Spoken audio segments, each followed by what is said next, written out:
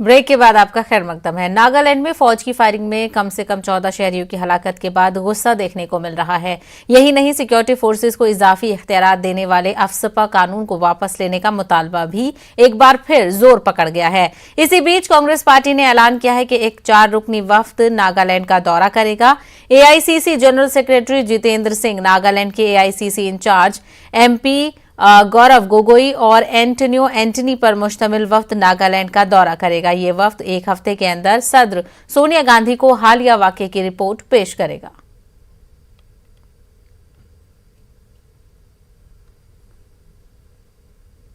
अध्यक्ष सोनिया गांधी द्वारा निर्धारित डेलीगेशन कल नागालैंड के लिए मून डिस्ट्रिक्ट के लिए रवाना होगा।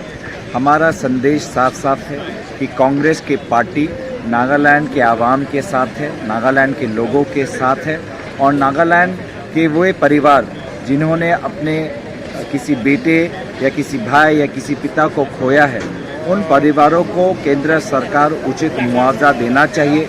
ये हमारी मांग है।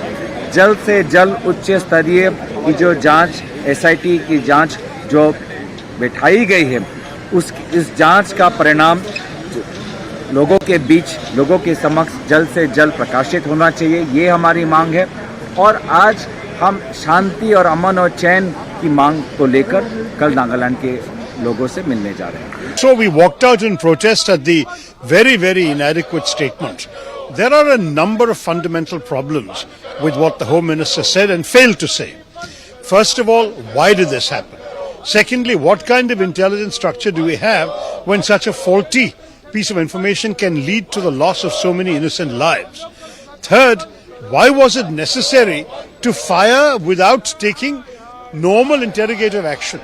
Was there enough evidence to base? See, normally the assumption is you fire when your own life is in danger or when there is something very serious that you're trying to prevent. Here you have a bunch of minors in a van. You couldn't have stopped them, detained them, questioned them. Why do you have to fire first? These are all questions for which no answers were given.